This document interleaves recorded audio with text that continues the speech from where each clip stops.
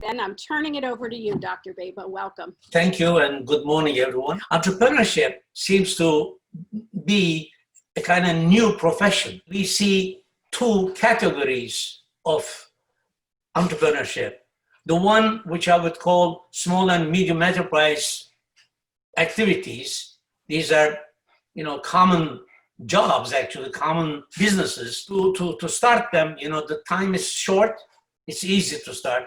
But they give a linear growth, as I'll just show with the graph, and they require probably less investment since you don't have to put a lot of innovation into testing and etc. But what we are more interested in, and this is what our canvas will be focused on, will be the innovation-driven entrepreneurship. To put them on, you need to spend a much longer time, and it requires a lot of investment in terms of financial as well as human resources. But the moment you're in, then you have an exponential growth. When we compare them, you see that the top curve here is showing the SME, and the other one, which is the one which goes to the negative, but then on, it will be an exponential growth. So you see the difference here kind of shows what kind of different revenue structures you can expect with innovation-driven entrepreneurship versus what I would call regular entrepreneurship. Innovation, in mathematical terms, so that we all really understand it well enough, you must have some kind of a new thing. So you must have an invention, a new thing, but then that has to be multiplied with commercialization. Commercialization, how much of it you can put into the marketplace, how the public react to it. And you see, if in mathematical terms, if any one of them is zero, that is, if invention is zero, then 0 times something is 0. Therefore, innovation would be 0. Again, the invention, I look at them like snowflakes. Trillions and trillions of snowflakes fall, but no two snowflakes are the same. This is where you have to come up with your own snowflake. A couple of words on the business plan. Once you have, hopefully, an invention, something different that can be commercialized, that can be scaled up. It gives a lot of information about the organization and how long you would be staying in the business, who would be the customers, customer segmentation. All these things are in the business plan. And it does provide, quantities versus what we will talk in business canvas, which is basically quality type of information. But I strongly recommend that you start with your business model canvas before you try to put a business plan. So here we are. Business model canvas. It is just blocks of things that we will put information in, and it will give us a picture, basically. That's why we call it painting. So you'll be painting your kind of own picture for your business.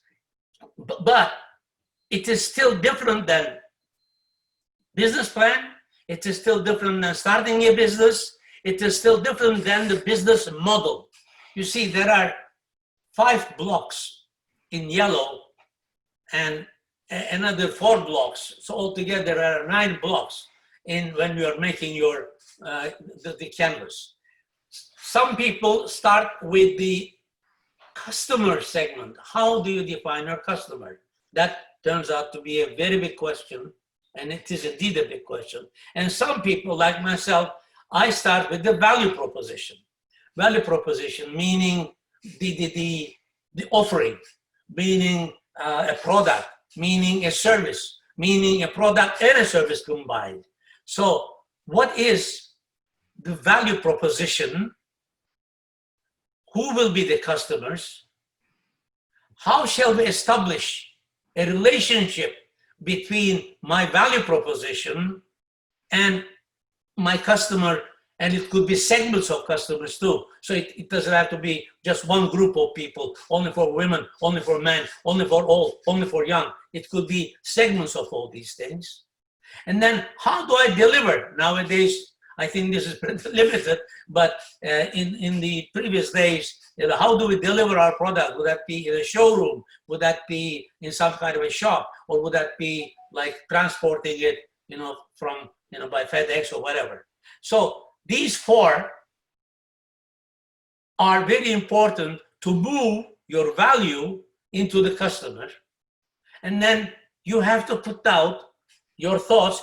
What kind of revenues would I be getting from this activity? And then, of course, that's one side of it. And I call this, since it is revenue, it's kind of a nice thing to have. But then you have to look into what are the resources that will allow you to produce your value proposition. What kind of activities you will have to get involved in, again, for creating value. What kind of partnerships you will have to establish? Will that be all like the group of people? By the way, here, I want to take one moment out. And entrepreneurship is not a solo business. No successful idea-driven entrepreneurial activities can be executed by one single person only. It has to be at least two people, at least two people. And then we'll have to put down the costs.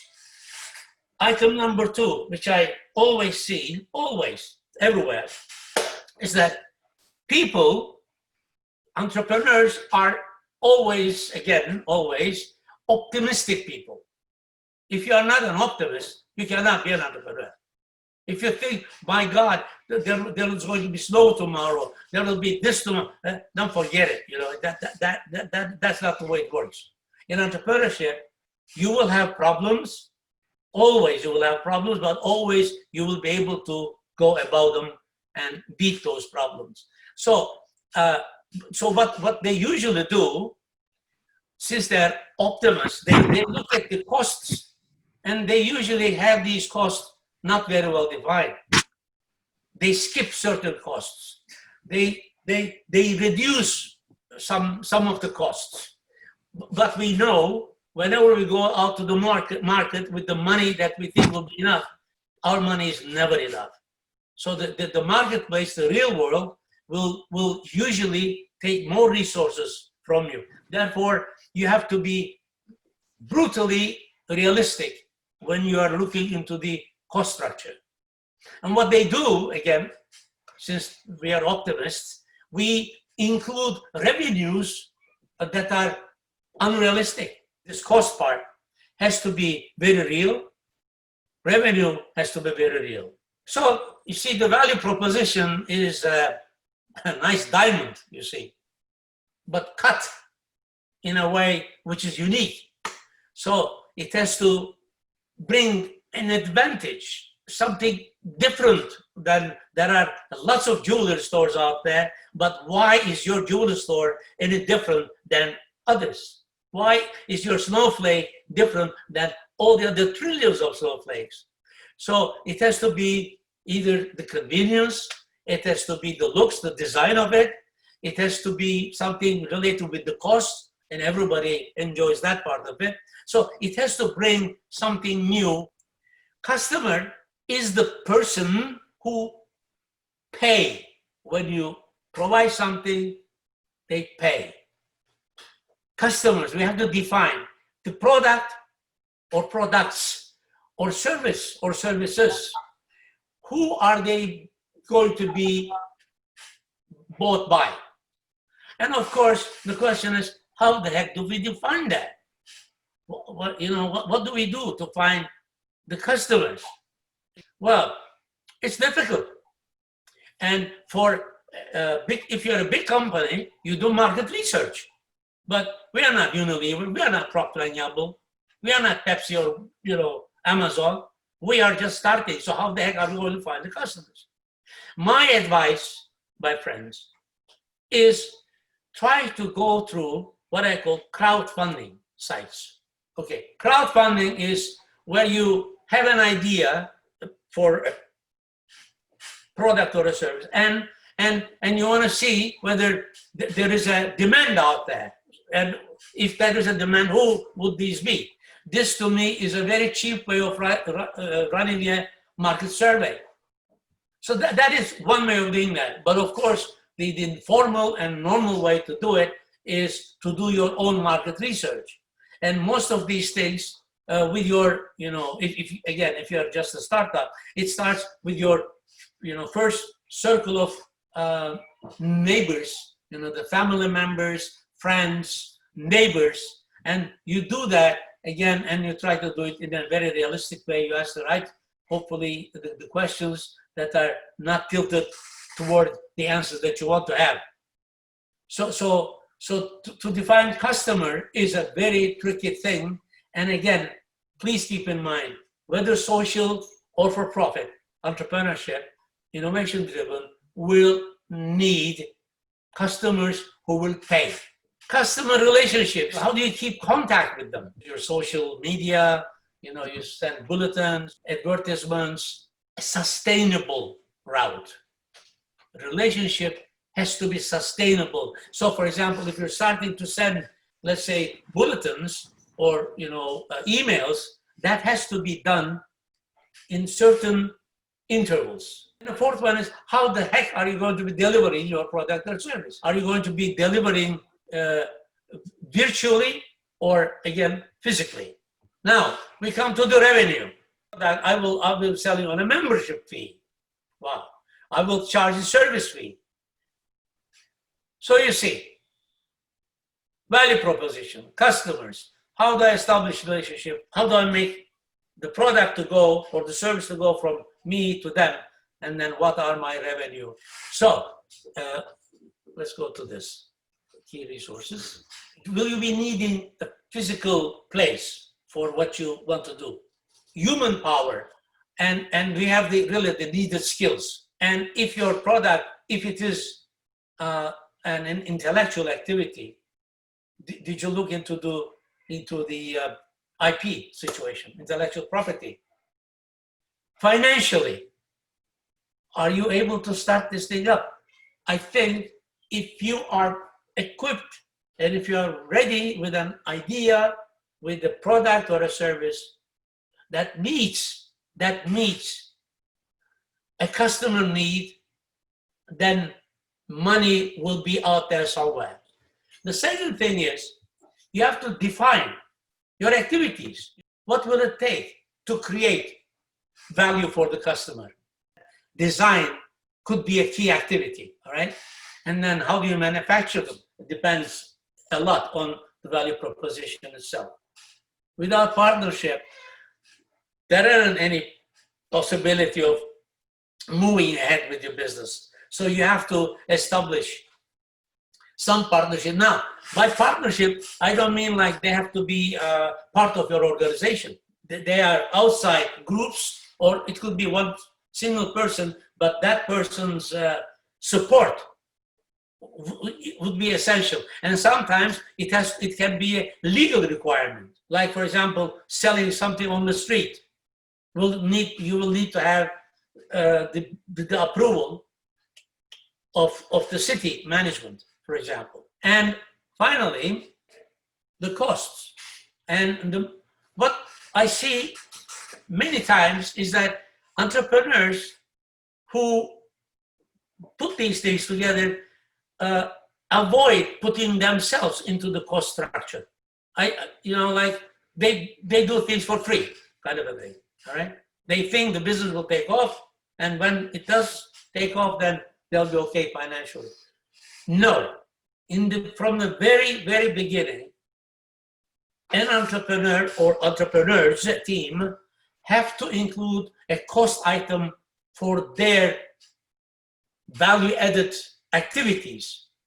And every day they bring in to make the product happen. So please include yourself and other team members. If you are in need of some kind of a physical area, building, shop, or equipment, you have to make sure that they are included. Operational expenses. A lot of people here also reduce them somehow, magically. Office expenditures, unforeseen expenses, which could be sometimes 25% of the total cost, by the way. So all these things will have to be included into the last segment here. If this revenue is hopefully, bigger than the cost, then you probably have a potential business. So you see, 5 items to provide you revenues, and these 4 items, the last one is the cost, and then you compare. Now, what I really like is Kelly's lemonade stand. Kelly and Tom is the friend, so there's a team. And they decide on the Memorial Day to put up a lemonade stand. They want to sell it for 25 cents a cup. But they are smart. They also give free cookies, as promotion. What do they propose? They call it cold and tasty, natural lemonade. No artificial stuff in it. So that is Kelly's value proposition. And she's going to sell it to? Park visitors. So how do they establish their relationship? They go personally. They approach the park visitors and they tell them, hey, we've got a beautiful lemonade stand. Would you not like to try our lemonade? And we give you free cookies together with it. So they establish the relationship and they sell it both ways. They say, okay, we can offer you at the booth if you just visit us. And then they also say, we can provide you if you reach us from our website. They've got a website. Even a small lemonade business has a small website. And then they can deliver them. And what do they make?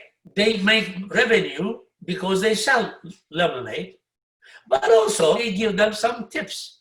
So what do they need to do to make it happen? Well, they have to have lemon, water, sugar, mixing devices, equipment to carry on. So ingredients, and they need to have, hopefully, a salesperson like Tom is next to her. And then they've got the booth. They have to have a booth. What do? Well, they make lemonade, they market lemonade, and they sell lemonade. They have to have a permit from the municipality. And now they have to calculate what does it cost so that they can come up with the cup of lemonade price. So ingredients, equipment, salaries. So they have to have salary for Kelly and salary for Tom. And they will be probably providing some flyers, to people to, make sure that they see what they do. So all these things will have to be calculated. And then once you know the cost, you can come up with the price. This is the revenue, but the price has to be calculated after the cost because they have to include a certain profit into this. Otherwise, there's no business. That's the simplest canvas. One big business, which is becoming bigger nowadays, of course, is Grubhub. But the idea is so damn simple, isn't it?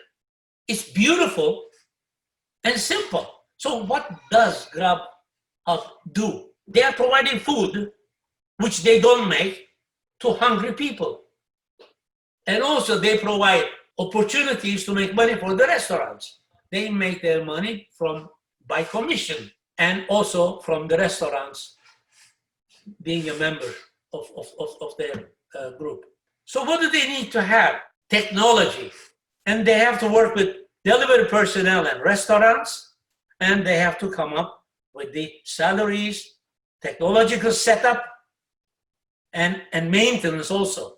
So you see, a lemonade stand, which is only a couple of dollars, $100 of business or $1,000 except max business, versus $1 million business or several $billion business like Grubhub.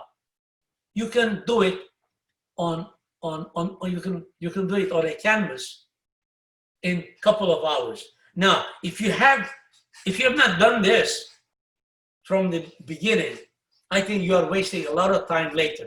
That, in a way, concludes our short version of business model canvas educational activity. I'm ready for comments, questions. Are there any, as you've seen people kind of struggle with how to do this and how to take all of their big ideas and put them onto the canvas, are there any kind of tips that you found that are helpful to getting people to just kind of taking this action and moving? When you do it, don't try to rush it, because especially on the cost side of it, people are kind of rushing through the resources, what kind of resources they need, what kind of partnerships they need. Although it is only 4 blocks, that section to me has to be thought more than maybe the first section. So section 2 to me is more important and more difficult. And therefore they should be putting a lot more time and effort in completing section 2 and try to be very real with the costs and revenues. At the end of it, this is not a business plan. So it does not give you a concrete numbers, and how much of this, how much of that. What I am recommending is that they should try to do it. First of all, they should try to go over whatever is available out there and see as many examples as possible. And then spend at least one full day, one full working day in creating their first one. Because as they go through it, the time will go exponentially down. It will be, then they can do it maybe in 2 hours, maximum 3 hours later on. You see somebody who's completed one or completed canvas that's done really well, it looks so simple. Yeah. Because they've spent all those hours distilling it, but that work to get it there it's tough. It takes time. But Well, thank you again, and it was great to be able to do this, and we did it. So thank you all.